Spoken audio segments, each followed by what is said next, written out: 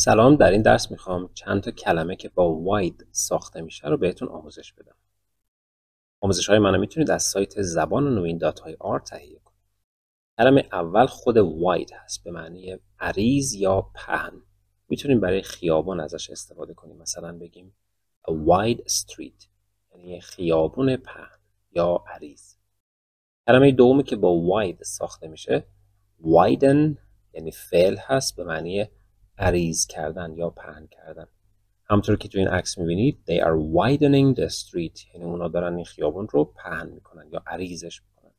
کلمه هم از wide ساخته شده. کلمه بعدی که توش wide داره worldwide یعنی جهانی. قد گسترده و عریض هست که مفهوم جهانی داره چون world اولش استفاده شده به معنی جهان. به طور مثال Instagram is a worldwide application. اینستاگرام یک اپلیکیشن یا نرم افزار جهانی هست. کلمه بعدی که با wide ساخته میشه widespread معنی گسترده. مفهوم wide یا پهن هم داخلش داره. مثلا widespread use of mobiles by children استفاده گسترده موبایل توسط بچه ها. کلمه بعدی که با wide ساخته میشه wide screen هست. screen همطور که میدونید معنی صفحه موبایل یا تلویزیون میده. حالا wide که بهش اضافه بشه میشه صفحه عریض یا صفحه بزرگ. مثلا a wide screen TV یک تلویزیون با صفحه عریض. حالا با همه این کلمات که توشون wide داره یک داستان میسازیم. Lena watched a wide screen TV. لنا تماشا کرد یک تلویزیون با صفحه بزرگ رو. The ocean looked wide and beautiful.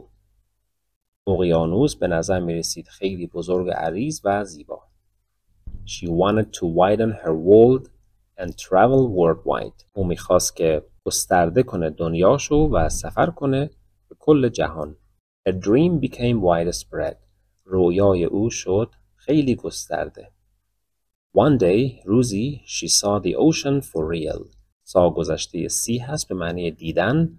روزی او دید اقیانوس را به طور واقعی. Wide screen یعنی صفحه بزرگ. Wide یعنی عریض.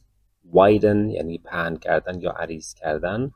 Worldwide یعنی جهانی. Widespread یعنی گسترده و بزرگ.